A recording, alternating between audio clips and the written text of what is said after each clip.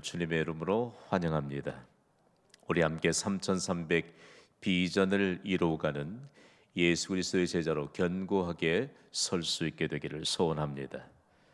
이제 강의실을 예배 센터로 좀 옮겼기 때문에 좀 방대해졌다고 생각하고, 그리고 새로운 비밀들을 전수받게 될 것인데 우리 열심히 훈련해 봅시다.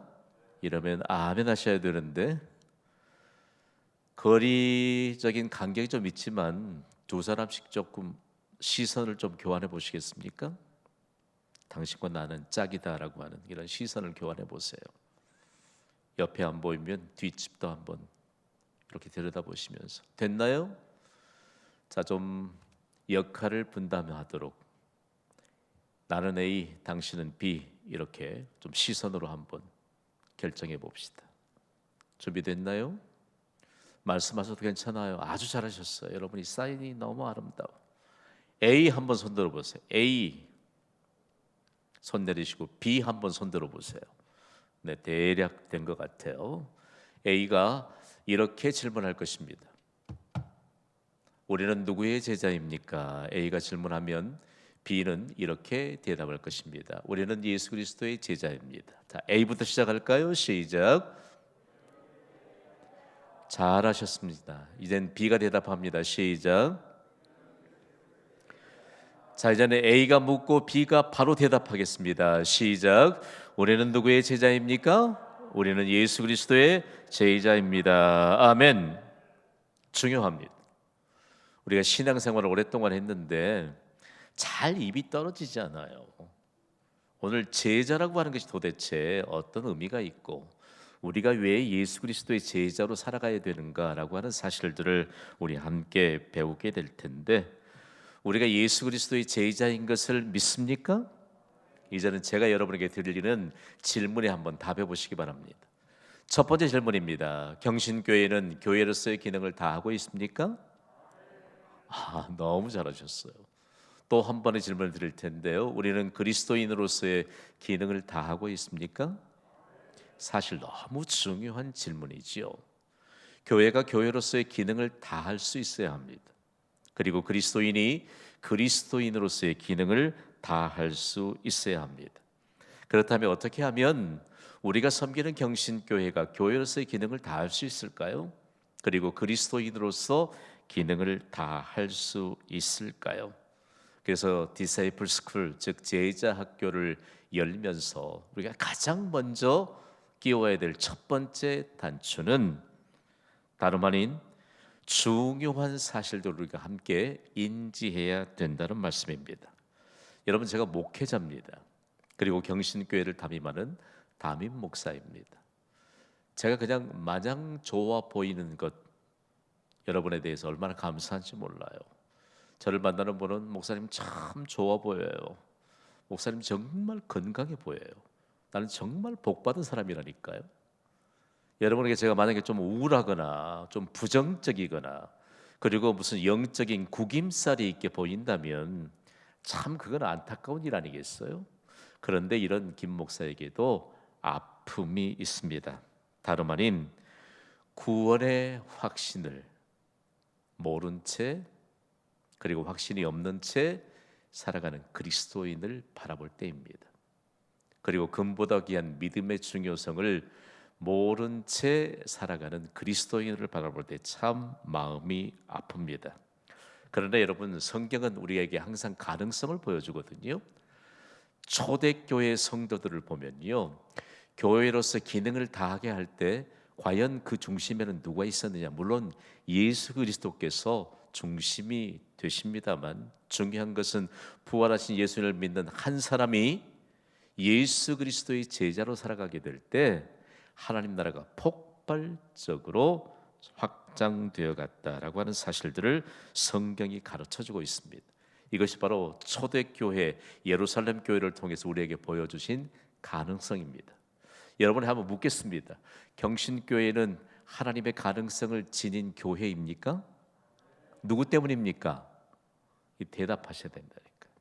누구 때문입니까? 제가 물으면 바로 저 때문입니다. 이렇게 꼭 대답하세요. 물어볼게요. 누구 때문에 경신교회는 하나님의 가능성이 있다고 믿습니까? 중요합니다. 저는 그동안 어려서부터 지금까지 교회의 모습들을 보아왔습니다. 그리고 교회가 어떻게 나가야 될 방향을 결정해야 할 것인가에 관한 것도 매번 함께 나누면서 지금까지 믿음의 잔뼈가 굵어지면서 지금은 여러분과 함께 더불어서 구체적으로 교회가 왜 교회로서의 기능을 다해야 하고 그리고 하나님의 가능성을 지녀야 한다는 사실들을 우리가 함께 공통적으로 생각해야 되는가라고 하는 것인데요. 초대교회 성도들의 폭발적인 하나님 나라의 확장에 대한 그 구심점에 보면요, 성도들이 행동하기 시작했습니다. 행동하기 시작했습니다. 여러분 153 기도 잘하고 계시죠? 하루에 3번씩 그들의 전통을 따라서 성전에 기도하러 올라가던 그 시간에 성전문이 열려 있던 시간이었습니다. 그들의 마음속에 왜 고충이 없겠어요? 아침에 일어났는데 너무 감당하기 어려운 시련들이 펼쳐지는데 그럼에도 불구하고 성전문을 열고 우리를 기다리시는 하나님은 해답을 주실 줄 믿습니다. 그 생각 하나로 발걸음을 성전으로 옮겼거든요. 그러다가 일어나는 역사적인 사건들이 너무너무 많습니다. 비로소 믿음의 발걸음을 옮기면서 행동하기 시작할 때 그들이 하나님의 가능성인 것을 그대로 드러났다라고 하는 것입니다. 그러면서 뚜렷한 교회 역사가 정리되잖아요.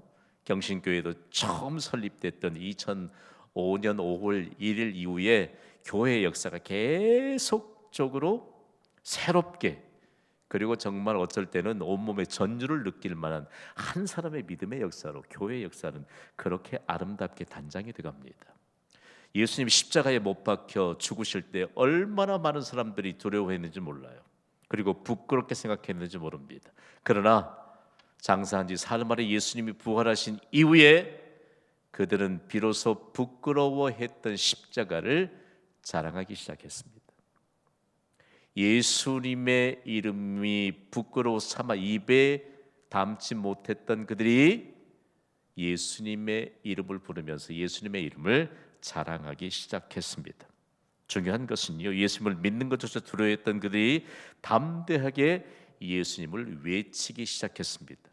더욱이 초대교회 역사를 조금 더 깊이 조명해 보면요, 세상 일에만 빠져들었던 사람들이 이제는 교회에 빠져들게 되었습니다. 이것이 복인 줄 믿습니다. 세상 일에 너무 깊이 빠져 있으면 교회에 빠져들 만한 기회를 잃어버린다는 사실들을 가르쳐주고 있는 것이죠. 그리고 그들이요, 여러분 사람들이 모이는 곳에는 미움이 싹트기 시작합니다. 잘못된 표현일까요? 아니요. 사람이 모이면 미움이 싹틉니다. 똑같아요. 아담 이후로 출생한 모든 사람들에겐 부패한 죄의 본성을 가지고 태어났기 때문에 사람이 모이면 미움이 싹틉니다. 그런데 초대교회는 미움이 싹트는 것이 아니고 미움이 싹트는 그 싹을 잘라버릴 만한 강력한 사랑이 싹트는 것을 예루살렘 시민들이 한 사람 그리스도인들을 통해서 볼 수 있었습니다. 그러면서 어떤 하나님의 역사가 일어났느냐라고 할 때 개인의 신앙 부흥과 그리고 하나님 나라의 확장이 폭발적으로 일어나게 되었다라고 하는 사실이죠. 그래서 여러분 제자가 되기 위해서는 먼저 준비될 것이 있다는 것을 초대교회를 통해서 우리에게 가르쳐 줍니다. 먼저 무엇이 준비되어야 될까? 한번 좀 읽어볼까요? 시작. 제자는 영적 스케줄을 가져야 한다. 동의가 되시면 아멘 하시기 바랍니다. 교회는요, 영적 스케줄을 가진 자들로 인하여 견고하게 세워집니다. 여러분 이거 쉽게 보시면 안 돼요. 경신교회 주일 예배 몇 번 있습니까? 3번 있습니다. 1부, 2부, 3부 있습니다. 1, 2, 3부 예배는 주일 예배를 향한 영적 스케줄을 가진 예배자들이 없으면 결코 예배는 세워지지 않습니다. 초대교회 성도들은요, 지금 현 시대를 살아가는 우리에게 영적 스케줄을 가졌던 제자된 한 사람의 모습을 그리고 모범을 그대로 보여준 교회였습니다. 여러분에게 주일 예배 스케줄이 있습니까? 아멘이죠. 아니, 수요예배 나오신 분들이 주일 예배도 안 나오시고 수요예배 나오신 분들은 아마 없을 거예요. 맞지 않습니까? 주일 예배 나오면 어떤 생각을 가져야 될까? 여러분, 우리가 공적 예배로 칭하는 수요 예배에 대한 스케줄을 가져야 합니다. 여러분, 오늘 도전합니다. 평생 동안 수요 예배 스케줄을 가질 수 있게 되기를 주님의 이름으로 축복합니다. 여러분에게 새벽기도 스케줄이 있습니까? 여러분에게 좀 열심을 부추기고 열정을 부추기고 어떻든지 공적인 예배를 세우려고 하는 이 김 목사의 어떤 소원이 아니고요. 하나님이 공적인 예배를 세우가는 영적 스케줄을 가진 자들을 어떻게 인도해 가시는가를 만방에 있는 모든 사람들이 보게 하십니다.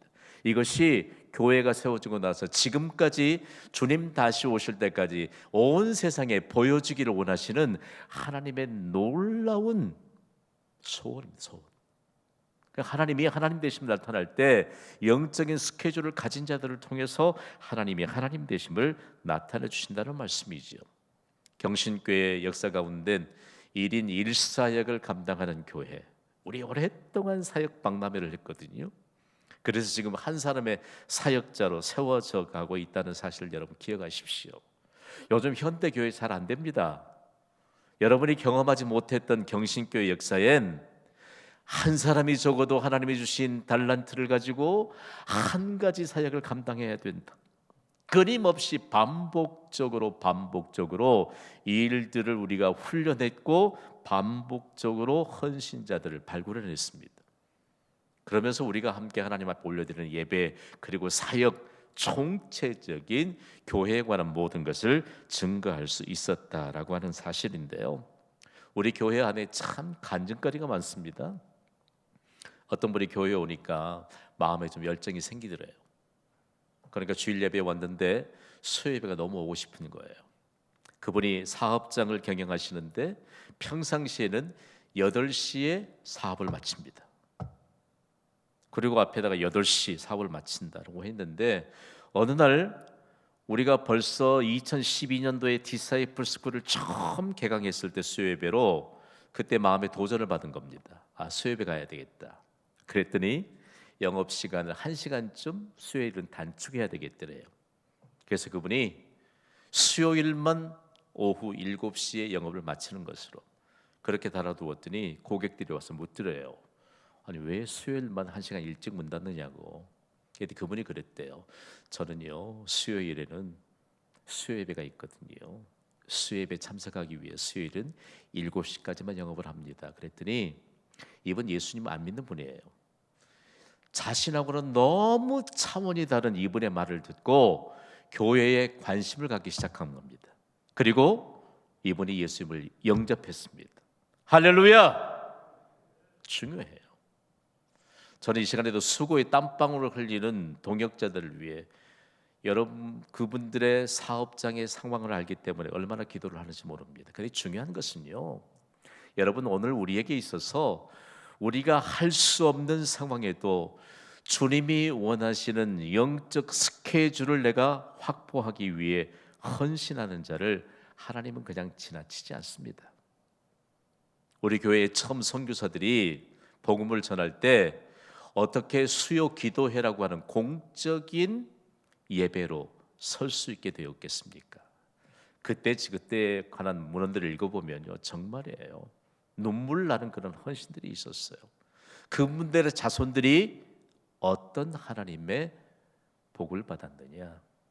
사실상은요 대한민국으로 움직여갈 수 있는 놀라운 하나님의 일들이 그렇게 준비되고 그렇게 펼쳐지게 된 것입니다. 우리는 몰라요. 우리는 우리의 역량대로만 살아가려고 하는 그런 어떤 우리의 상식선에서 어쩌면 하나님의 교회와 그리고 영적인 스케줄에 관한 내용들을 그렇게 이해하고 있는지 몰라요. 이번 코로나19가 계속적으로 우리의 모든 사역들을 다 붙들어 놓고 많은 이런 상황이 됐습니다. 사실 제가 3,300 비전을 이룰 수 있는 제자 훈련 교재를 쓰다가 지난해에 그거 개강한다고 광고했잖아요. 경신뉴스에 다 보도했잖아요. 못했어요.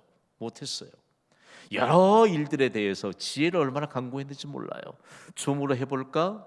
하나님이 아니라고 말씀하세요.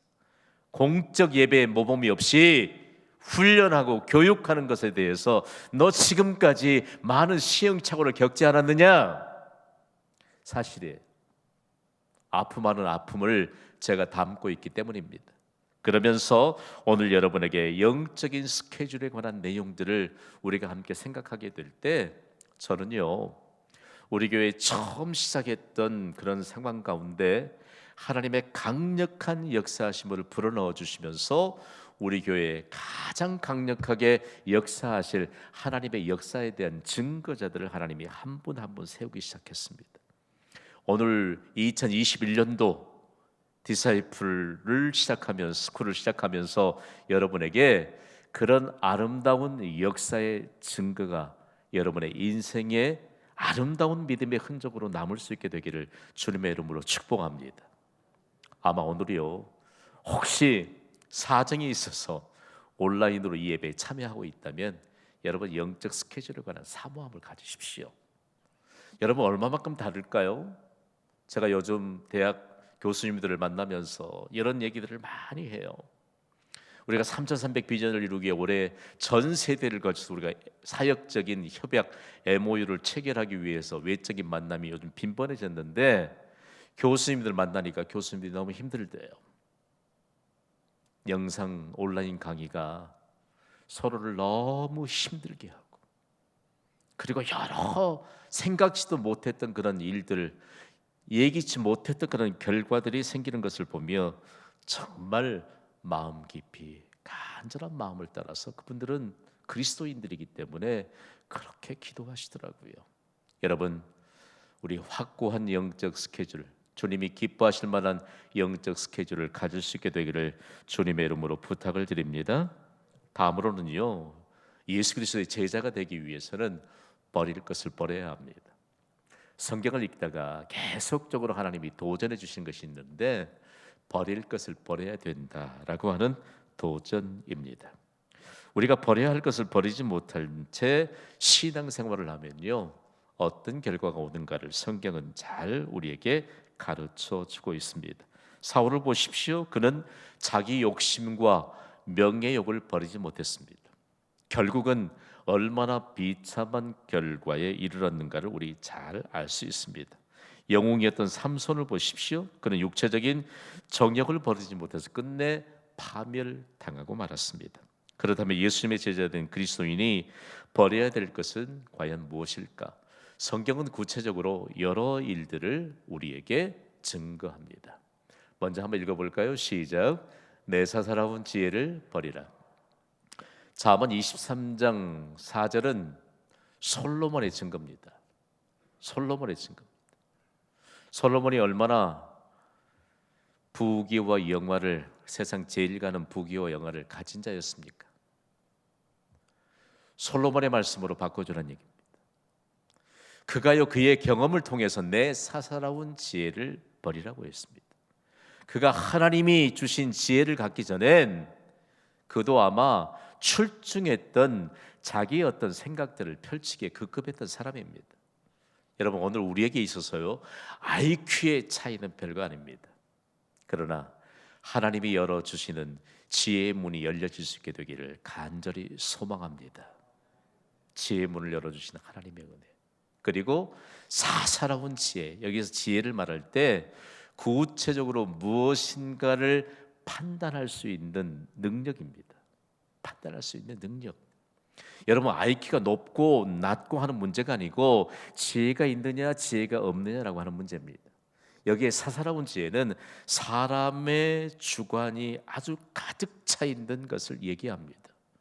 여러분, 사사로운 지혜를 가진 사람은 하나님의 지혜를 받을 수 있는 기회가 없어집니다. 그래서 우리 한국교회 초기 역사를 보면요, 믿음의 선진들이 지혜의 문을 열어주시옵소서, 자녀들의 머리에 손을 얹고도, 그리고 자녀들을 꼭 껴안고도 내 자녀들에게 지혜의 문을 열어주시옵소서. 그때 일어났던 간증들을 한번 들어보십시오.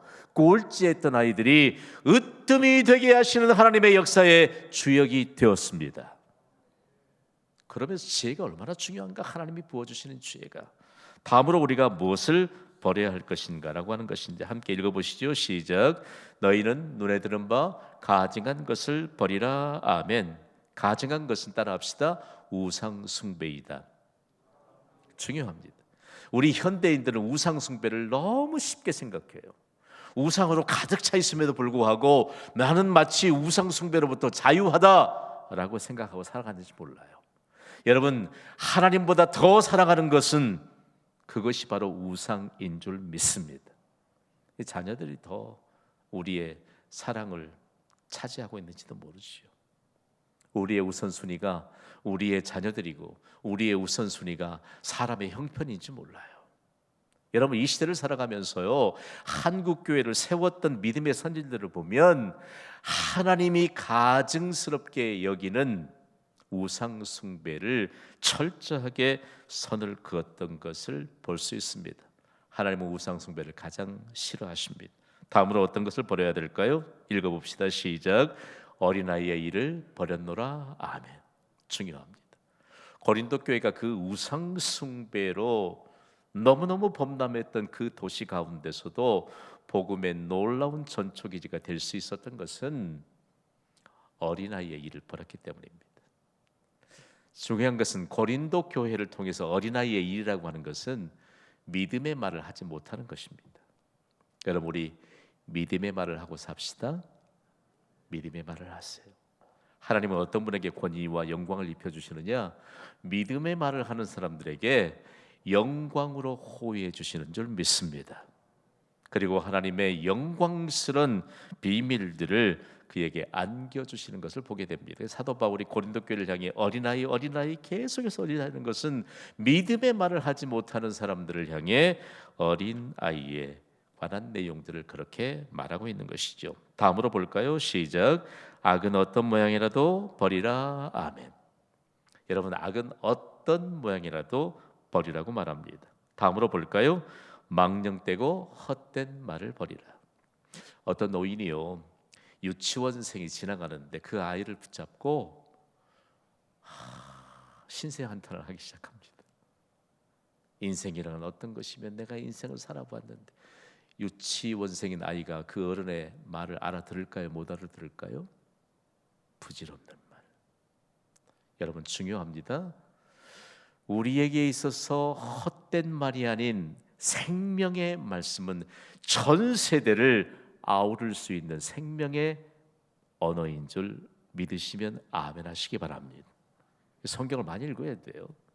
지난 사순절 기간 동안에, 이 기간 동안에 성경을 읽자라고 했는데 아직 덜 읽으셨어도 여러분 너무 슬퍼하지 마세요. 그것이 모두 자양분이 돼서, 영적 자양분이 돼서 우리의 삶에 그대로 드러나는 은혜가 임하게 될 줄 믿습니다. 다음으로 볼까요? 경건치 않은 것과 이 세상 정욕을 다 버리라. 여기에 경건치 않은 것은요, 바울 사도는 계속적으로 우선순위를 말합니다. 경건이라고 하는 것은 누구에게 우선순위를 드리는 것이죠? 하나님께 우선순위를 드리는 것입니다. 그러니까 하나님께 우선순위를 드리는 것이 바로 경건이지만, 하나님께 우선순위를 드리는 경건의 모양이 경건의 능력으로 나타나야 된다라고 강조했던 사람이 바로 바울인 것이지요. 여러분, 우리의 경건의 모양이 있습니까? 경건의 능력이 나타나기를 간절히 소망합니다.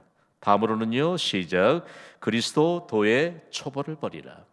제자로 우리가 진입하기 위해선 믿음의 초보를 버려야 된다라고 하는 사실들을 가르쳐줍니다. 마지막 볼까요? 시작. 시기와 모든 비방하는 말을 버리라. 아멘. 우리가 좀 강의실에 있다면, 서로 주고받고 그런 시간이 있다면 우리가 조금 마음을 내어놓고 말할 수 있을 것입니다. 여러분, 시기는요, 자신의 영혼을 썩어 들어가게 합니다. 무서운 겁니다. 비방하는 것은요, 다시는 돌이킬 수 없는 이와 같은 일들에 관한 근거가 된다는 것을 기억해야 합니다. 여러분, 우리의 신앙이 왜 제자를 걸음하고 있을까? 신앙의 초보를 떠나지 않기 때문입니다. 그래서 우리에겐 제자 훈련이 필요한 것입니다. 오늘 그 단면을 하나 예수님이 보여주시는데, 제자들이 예수님께 이런 질문을 합니다. 오늘 본문 바로 제자들의 질문으로 시작이 되는데요. 마태복음 18장 1절 말씀을 우리 함께 읽습니다. 시작. 그때의 제자들이 예수께 나와 이르되 천국에서는 누가 크니까? 아멘. 어때요? 제자들의 질문이 합당한 질문입니까? 아니면 합당하지 못한 질문입니까? 합당하지 못한 질문입니까? 여기에 가장 중요한 것은 제자입니다. 제자. 가장 중요한 단어, 키워드는 제자입니다. 어떤 언어로도 말로 표현할 수 없는 신약의 원문의 헬라어는 제자를 마데테스라고 하는 단어로 기록하고 있습니다. 이 단어의 바탕이 우리가 부름을 받았다는 것을 바탕으로 하고 있습니다. 어떤 사람으로 부름을 받았나요? 첫 번째, 배우는 자로 부름을 받았다는 겁니다. 두 번째로는요, 스승과 같은 방향으로 가면서 행하는 자로 부름을 받았습니다. 그러니까 영어 단어인 disciple로도 온전히 이 뜻을 드러낼 수가 없어요. 제가 여러 언어들을 연구하면서 정말 그래도 아주 현실적인 의미를 전달해주고 그리고 현장을 그대로 드러낼 수 있는 탁월한 언어는 잉글리시, 영어입니다. 다른 언어들도 복잡해서 너무 방대한 것을 들출 때 그래도 언어는 통일적으로 의미를 전달할 수 있는 탁월한 능력과 매력을 지닌 언어가 바로 영어입니다. 그런데 영어도 신약의 원문인 헬라의 의미를 그대로 전할 수 없다는 것이죠. 여러분, 우리가 예수님으로부터 부름받은 자들입니다. 믿습니까? 배우는 자로 부름받은 자들입니다. 그리고 스승이신 예수 그리스도와 같은 방향으로 가면서 행하는 자로 부름을 받은 자라는 것이죠. 무엇을 배워야 할까요? 오늘 첫 번째 바탕을 든든히 해봅시다. 무엇을 배워야 할까요? 함께 읽어봅시다. 시작.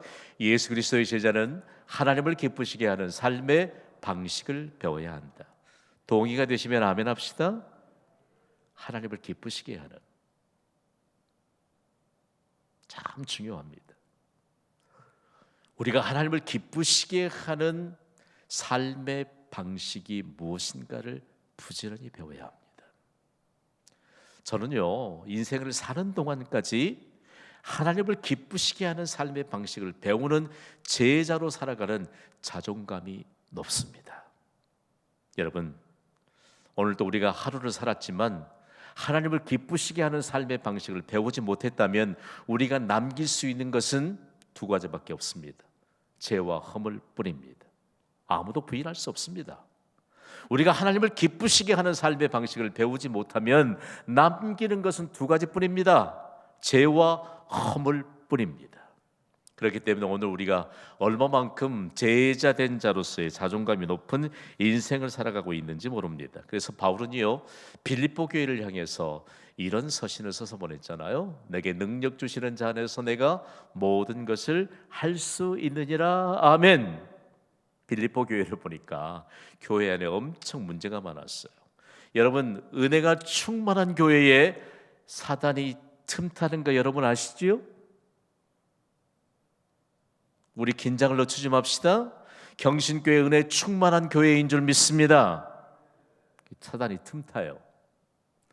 바울이 내게 능력 주시는 자 안에서 내가 모든 것을 할 수 있느니라 라고 하는 것은 내가 비록 용서할 수 없지만 내게 능력 주시는 예수 그리스도 안에서 용서할 수 있다는 얘기입니다. 내가 결코 사랑할 수 없지만 내게 능력 주시는 자이신 예수 그리스도 안에서 여러분 사랑할 수 있다는 말씀입니다. 여러분, 인내하는 것도 마찬가지고요, 전도하는 것도 마찬가지고요, 그리고 믿음으로 하는 모든 것이 그렇습니다. 내 힘으로 하면 어떤 일들이 일어나게 될까? 한계에 다다르게 됩니다. 내 힘으로 하려고 하면 한계에 다다라요. 한계. 여러분, 절대로 내 힘으로 하려고 하지 마시기 바랍니다. 내게 능력 주시는 자 안에서 모든 일을 감당하게 되는 일을 삶으로 드러내는 은혜가 있기를 주님의 이름으로 축복합니다. 예수님의 제자들이 지금 이 정황들을 파악하지 못해서 이렇게 질문합니다. 천국에서 누가 큽니까? 여러분의 질문해 볼게요. 예수님의 12 제자들이 있었는데 서해를 정해 주셨습니까? 정해 주지 않으셨습니까? 잘 모르시겠습니까? 제 성경에는 나와 있던데 예수님은 결코 제자들의 서열을 정해주지 않으셨습니다. 제자들은 오해하고 있습니다. 따라합시다. 천국은 경쟁 상대가 아니다. 오늘 좀 야자 타임 한번 할까요? 한번 해봐요. 서로 바라보면서 아까 짝꿍끼리 당신과 나는 경쟁 상대가 아닙니다. 시작. 여러분, 저와 여러분은 경쟁 상대가 아닙니다. 아멘 좀 크게 합시다. 저와 여러분은 경쟁 상대가 아니에요. 역할이 너무 분명해요. 역할이 너무 분명해. 경쟁 상대가 아니에요. 그래서 예수님이 이렇게 대답하십니다. 오늘 본문 마태복음 18장 2절이에요. 읽습니다. 시작. 이르시되 진실로 너희에게 이르노니 너희가 돌이켜 어린아이들과 같이 되지 아니하면 결단코 천국에 들어가지 못하리라. 아멘. 오늘 본문은요, 예수님이 계속적으로 강조했던 거듭남에 관한 내용이에요. 여러분, 예수 그리스도를 구주로 영접하고 거듭나게 되었다라고 하는 사실들에 대한 확신이 있으시죠? 거듭났어요. 영어권에 사는 사람들은요, 참 집요하게 묻습니다. 당신 그리스도인이냐고 물으면 꼭 묻는 질문이 있어요. 당신 거듭나셨습니까? born again 하셨습니까? 제가 물어요. 그래서 again이라고 하는 거를 삼음절로 again 하면 아니라고 그래. again 하라고 그래. 될 때까지. 여러분, 중요한 건 우리가 거듭났다. 거듭났는데 어른으로 거듭났습니까? 아니면 어린아이로 거듭났습니까? 여러분이 그래도 연세가 40대고 50대고 60대인데 오늘 여기는 다 50대까지만 계신 것 같아요. 여러분이 50대로 거듭났습니까? 40대로 거듭났습니까? 큰일 날 일입니다. 어린아이로 거듭나야 한다는 사실을 잊지 마시기를 주님의 이름으로 부탁을 드립니다. 지금 예수님의 제자들이 어른들로 거듭났다니까요. 그러니까 천국에서 누가 크냐고 묻는 거죠. 저 아내가 지지난해 미 대륙을 횡단했잖아요. 청교도 역사를 다시 재정립하면서 153 기도를 미 전역에 뿌렸어요. 그러면서 그 가는 길 하루간은 11시간을 운전을 해야 되는데 거점 도시가 없기 때문이에요. 일정 따라서.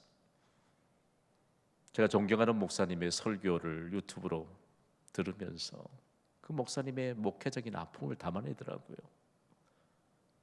그러면서 거듭남에 관한 내용들을 저 같으면 그렇게 못 풀어냈을 거예요. 어린아이로 거듭나야지, 그죠? 그분은 거듭남에 관한 내용을 설명한 게 아니고 교회의 아픔을 얘기하다 그랬어요. 저는 오늘 거듭남에 대해서 그분을 조금 인용하고 싶어요. 여러분, 어린아이로 철저하게 거듭나시기를 주님의 이름으로 축복합니다. 그분이 그래요. 교회는 꼰대가 많으면 안 된대.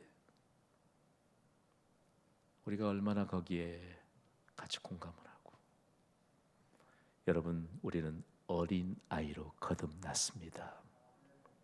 천국에 대해서 말씀하잖아요. 천국에 대해서. 천국이 도대체 무엇일까? 오늘은 여기까지만 하고 마치겠습니다. 제가 천국 하면 여러분은 예수 그리스도의 통치를 받는 모든 영역이라고 말씀해 주세요. 천국. 우리가 예수 그리스도를 구주로 믿는 순간 천국이 내 안에 임하였습니다. 나는 예수 그리스도의 통치를 받습니다. 어린아이처럼 예수님께 배우는 자가 되어야 합니다. 그리고 어린아이처럼 스승과 함께 같은 방향으로 가기 위해 점핑하면서 예수님을 따라갈 수 있는 이런 즐거움이 충만하기를 주님의 이름으로 축원합니다. 반주해 주세요. 우리 기도합시다.